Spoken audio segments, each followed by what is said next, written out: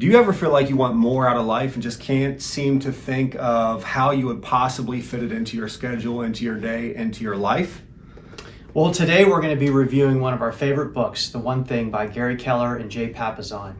This is a very simple, easy to read productivity book to help you increase your productivity and get more efficient in your life. Yep, and if you don't know who Gary Keller is actually the co-founder of Keller Williams Realty.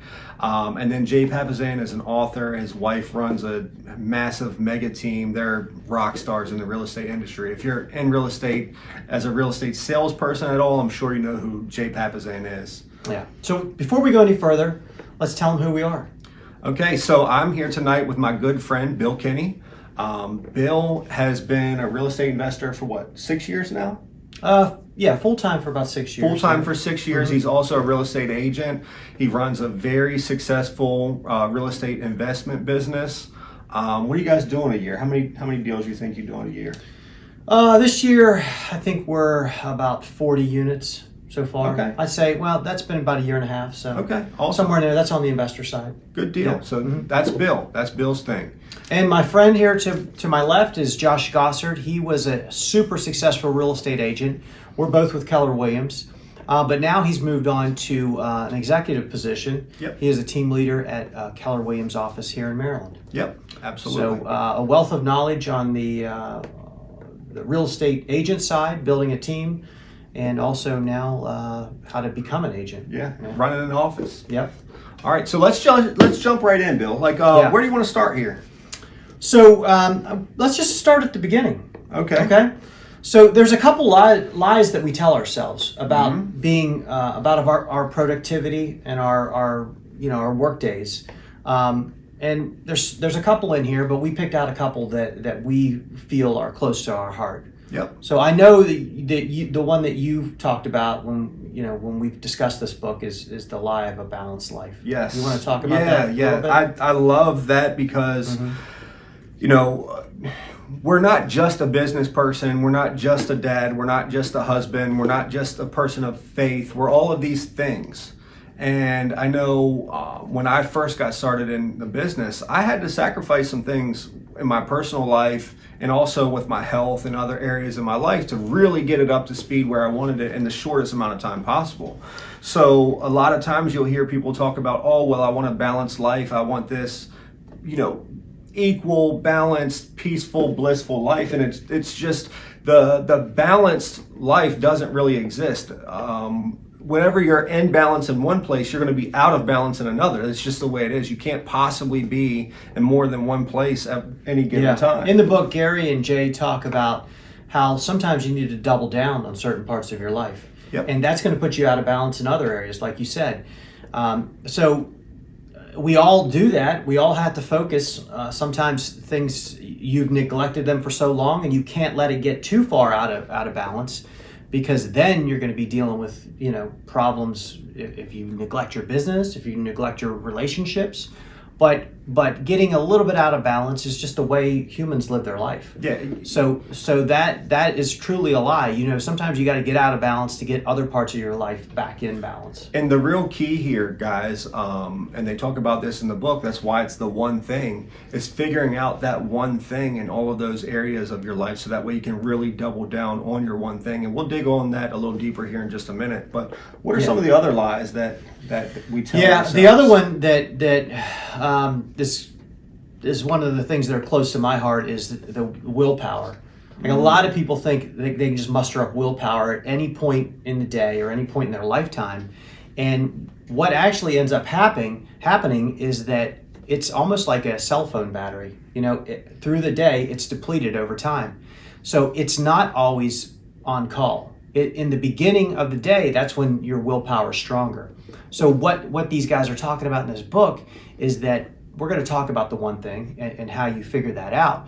But whatever your one thing is, when you identify it, that needs to be focused on early in the morning and push that through early when your willpower is at its highest point. It's interesting because the cell phone battery reference, like, you ever I'm assuming if most people are similar to myself, you run throughout the day and then you put your phone on the charge at night, right? So we're kind of the same thing. We charge, we sleep at night, that's when we recharge. But do you find yourself sometimes throughout the day, you're running out of battery on your phone, maybe you've used it more, maybe you've recorded a YouTube video, and you got to plug the phone in throughout the day. There's ways you can do that by eating right, maintaining your physical fitness, and we'll talk about that in a little bit as well. But why don't we go ahead and just explain like this one thing concept, so that way we can really bring them up to speed on that. So the one thing, in the beginning of the book, he talks about the Pareto Principle. And if you're not familiar with that, what that is, very quickly, is that 20% of your actions give you 80% of your results. And that pretty much goes across the board in any type of work that you do.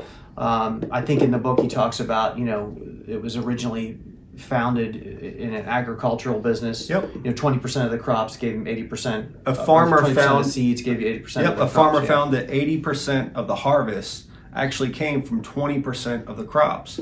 And then they did a later study with land ownership, and they found that 20% of the population owned 80% of the land. And it's just like they started to see this 80-20 thing show up, in multiple places, and then they found it. They've proven it to be as real as the law of gravity.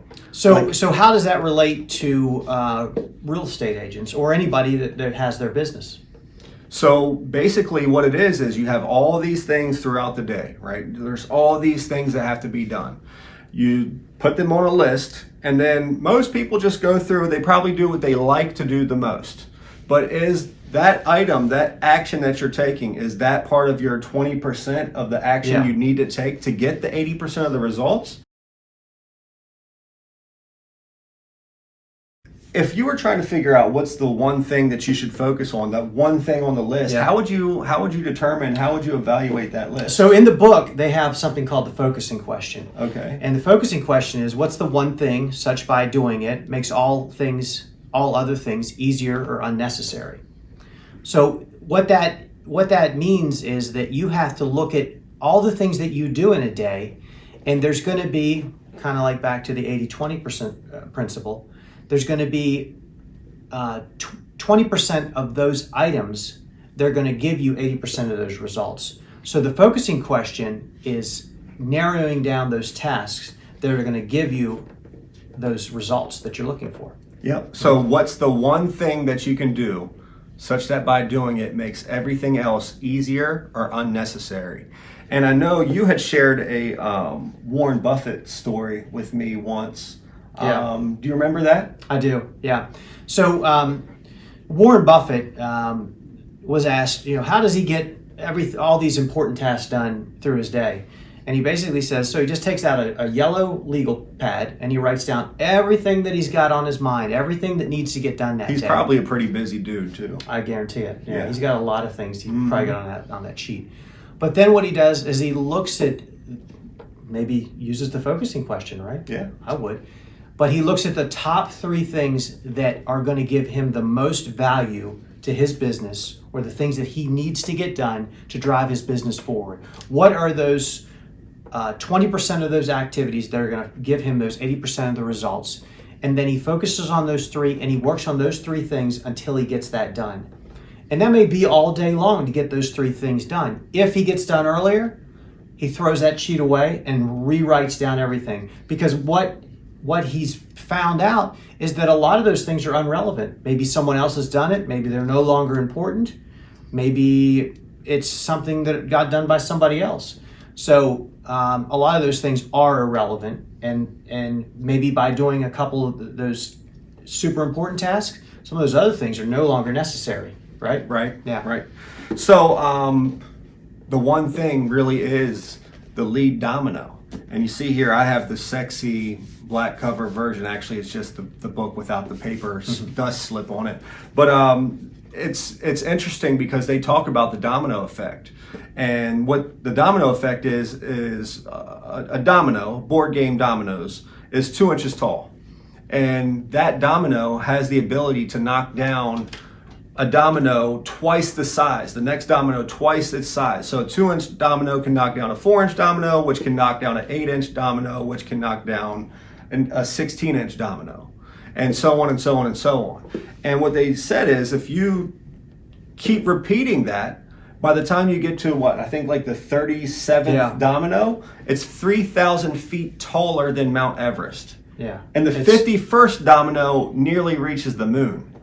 And so the question you had to ask yourself when you're starting a new task or a new project or anything is what is that first domino? What is the one thing? Because if you get into the sequence too early, then you're going to have to work harder, right? It's harder to push over a heavier domino, right? Yep. So get that first domino, identify what that first task is, take that thing down, and then your momentum is going to build from that. And so here's the rub, though, right? Because this sounds easy. You read it, it might read like it's easy, like that sounds so simple. Yeah, but in real life, it's a little bit more difficult, right? We get that, right? We deal with it, we struggle with it daily ourselves. And what you'll find is when you're figuring out the one thing, a lot of times the one thing will be something you don't necessarily enjoy doing. It might be, for instance, a real estate agent. It might be picking up the phone and making those phone calls, getting your lead generation done. Well, if you're in any business, lead generation, that's first and foremost. It might be, your health. It might be eating right. It might be, making sure that you have your meal prepping for the week. It may be you're a person of faith. It might be, reading the Bible so many days, or going to church on Sunday. Like that would be maybe your one thing, figuring that out. And sometimes it's not fun. Sometimes you don't enjoy doing it. So in the book, it talks about the 3 commitments.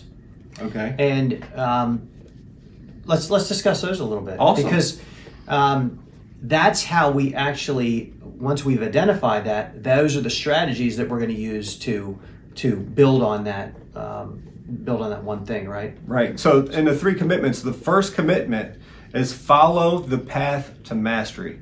And I want to make sure I point out something that you may not recognize. It doesn't say reach mastery. It doesn't say arrive at mastery. It says follow the path to mastery. Yeah. And I know this is one of your favorites in the book. So in the book, there's a story that they recount of I think it's Alex Van Halen and his brother Eddie Van Halen.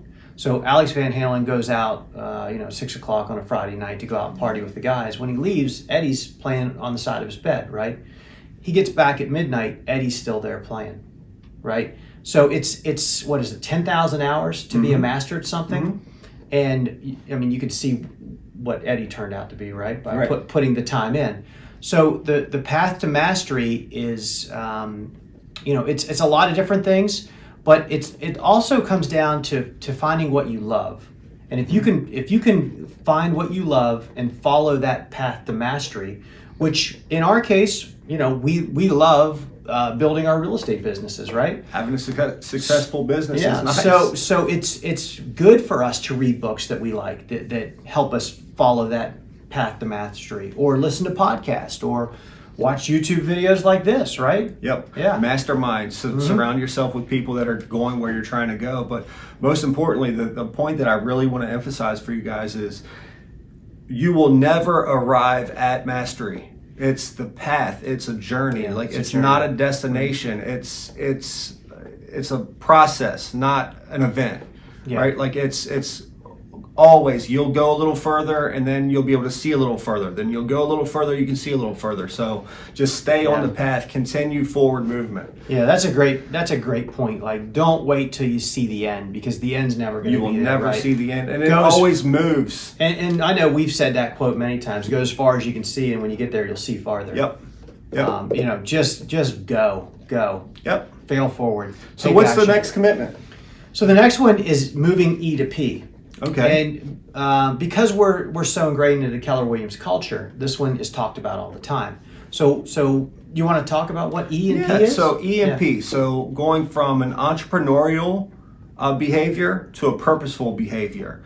And Keller Williams lingo, entrepreneurial has kind of a negative connotation, and really all it means is entrepreneurial is what comes naturally. What's your natural behavior? What's your natural instincts?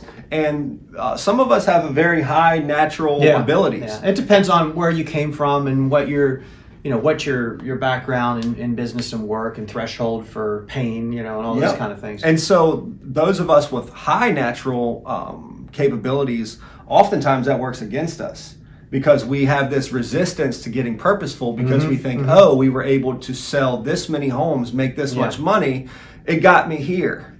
But if you max out early, you're like, oh, well, crap, I need help getting to the next level. I need to change my behavior, change my strategy, get more purposeful, more dialed in so I can catapult to the next level. So what they talk about in the book is that at some point your entrepreneurial style is going to hit a ceiling.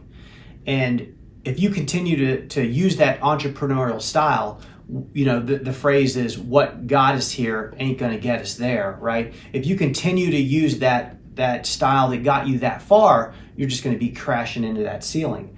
So what they talk about in the book is there's proven models that you should follow. And if you follow those purposefully, you can push through each one of those ceilings. And every new plateau, there's going to be a new ceiling, right? That you're going to have to push through. And you can't do that by doing what you did. It's going to take some kind of change. And that change is going to be you following the models of whatever that may be of success of past people that got that done, purposefully time blocking, setting your schedule, doing those things that give you those results to push through those new ceilings that you're going to hit in your business. So like Bill said, as you're growing, you will eventually continue to hit new ceilings.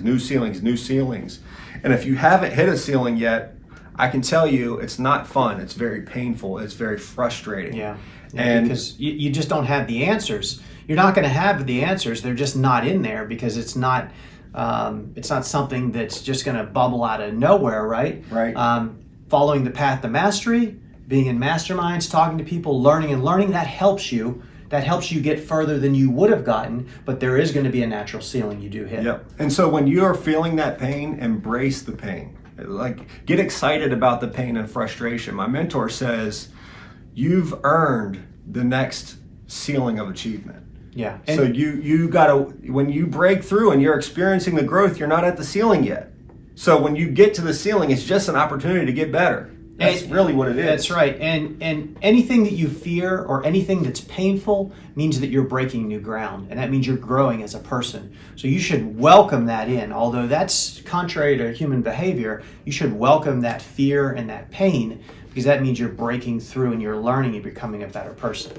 So finally, let's talk about the accountability cycle. I love it. Yeah. I love it. We both have had coaches.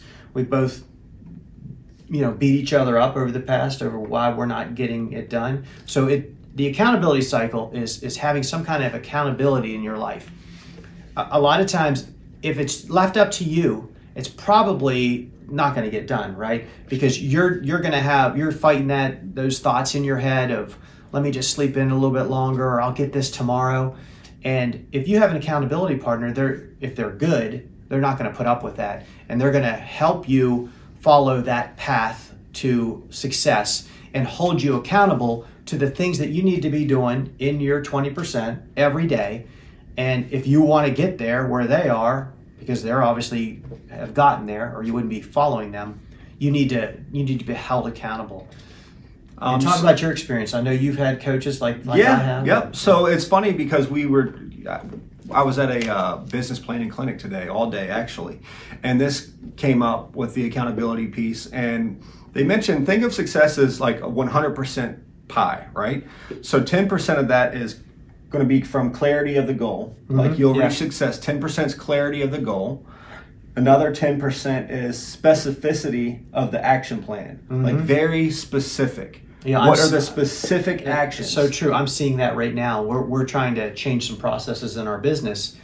And you have to first get clear on what it is you actually want. And then dig deeper and get specifically what this process What looks like actions before will you can lead even to move that. forward. Yeah. And then the other 80% comes from accountability.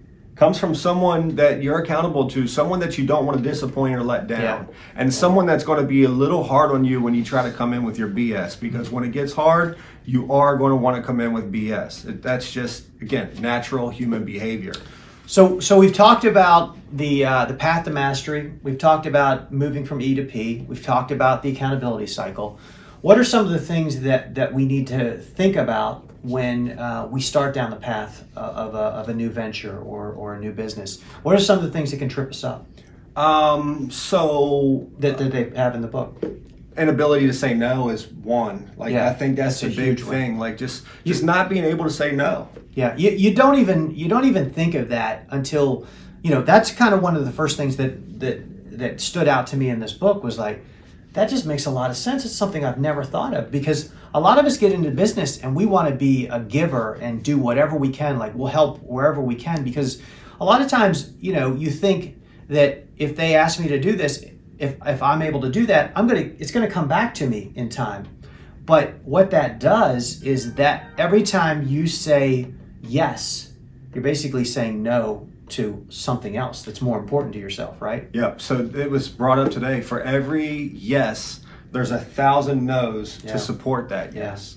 And if you just take that from this, get clear on your goals, understand what the one thing is, and then say no to everything else.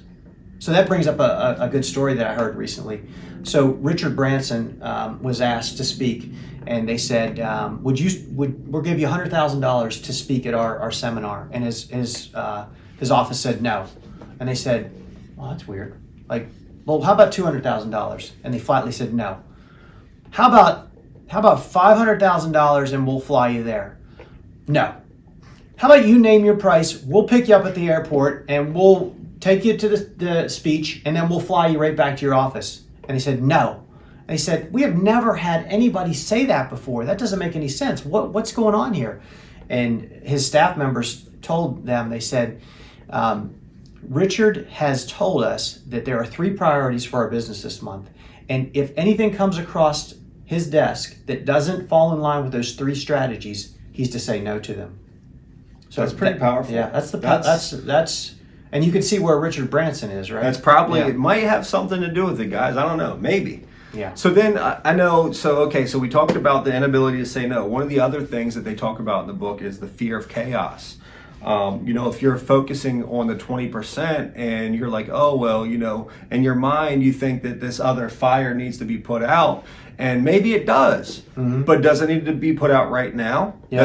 Does that quote unquote fire have priority over your one thing? It cannot, because your one thing is your one thing. There's a lot of things to do in that 80%, where the 20% is what you're focusing on. There's a lot of other things that need to be done, and if you're not checking email till 3:00 in the afternoon, or maybe you set aside a time to do that, but there's going to be some things that get loud and get ugly, right? You missed something here, or there's going to be some chaos. Some papers are going to pile up, some phone calls are going to get missed, but it's in the end, you're focusing on what's the main factors that are driving your business forward. You have mentioned your schedule and calendar and time blocking several times now, so. That's really the solution to this. The solution to this is scheduling your one thing first, and then scheduling those other things throughout the day after your one thing has been completed. That's a good point. We haven't even talked about time blocking. Haven't even talked about that. So that's one of the strategies that you do to, we know that willpower goes away over time. So if you can master your morning, if you can get up at a certain time and you can master your morning routine, and that involves time blocking, you can win the day pretty much every day if you master your morning. Yep. And another tip, guys, just on your scheduling and time blocking, like try to make every day or every week as similar as you can. For instance, I know I have on Mondays, I have a 1 o'clock, 2:30, and 4 o'clock appointment slots. Those are my slots. I know that if I'm going to meet with someone, one of those 3 times has to be the time that I'm going to meet. On Tuesday, I have 2:30 and 4 because I have a standing coaching call at 1 o'clock, my accountability. And then on Wednesday, again, I have 1 o'clock, 2:30, and 4 o'clock. 3 schedules, 3 time slots. So if I'm talking to someone, I know that it has to be one of these times on these days. Yeah. So your morning is work setting those appointments for you Yep. for your success. Yep. Because one of your one thing is to talk to agents. Yep. Right. My number one thing is Talk to to talk agents. to agents. Yeah. So there's a couple other things that trip us up, in this For journey. sure. Yeah. I know when you got started in real estate, it was just very slightly after I did, but your environment was not supporting Absolutely your not. business. Absolutely Why don't you not. talk about that for a minute? 'Cause that's a good analogy to that. So I was working from my home office, which happened to be in my basement, with no windows, nothing. It was not a very The dungeon, High, as the you call it, dungeon. right? I call Yeah. it the dungeon. So it was not a very high energy environment. There were many days I didn't get out of my PJs until 3 o'clock. Still had the cowlick and all that. So it's just that. Being in that environment only supported a certain level of production. They're running the washer and dryer behind you. I mean, it's fortunately for me, I did okay, but it got to a point where, again, I hit that ceiling. That was my natural behavior. I had to get purposeful. And I said, you know what? I got to go into the office. I got to get up in the morning, do my thing, get dressed like a grown-up, go into the office and be around successful people. And what that looks like is you get into your office, and whatever your time block is, you're into your office at that time. You're preparing the night before for whatever that one thing is. In my case, I got my headphones on and I got the door closed and I got my back to the door and I'm talking to people. And the same thing for you. Yep. That's what it is. Like, does your environment support what your one thing is? One of the other things that people may not realize, but poor health habits can mess you up on this path. Yep. So we get so focused on, business, how to be a better business person. We forget that to take care of ourselves. Athletes are in top peak physical condition, but it's not just the physical condition that gives them their edge. It's the mental clarity that comes from being in that type of physical condition. Yeah. So there's a lot that comes with that. If you're not eating right and you're not taking care of your body, your energy level is going to slip a lot quicker. Right? Absolutely. You're just not going to have the energy that you need to push through. When you really get this thing going, there's going to be a large demand on your time. And if you can't keep up with it, or your energy level's low, and you're talking, you've got appointments in the afternoon, your energy level's low, that's going to have a big effect on your business. Absolutely. So, like we talked about earlier, it's impossible to live a balanced life, but you always have to find where you're getting too far out of balance and bring that back in. Yep, get back in. And both of us have gone through that many times. Like, we've been in the gym and things have been really good, but we get away from that for whatever reason, or we start eating right and then we don't. But we have to bring that back in. Yep. Right. Absolutely. So, is there anything else in here you think that we really need to touch on before we wrap up here?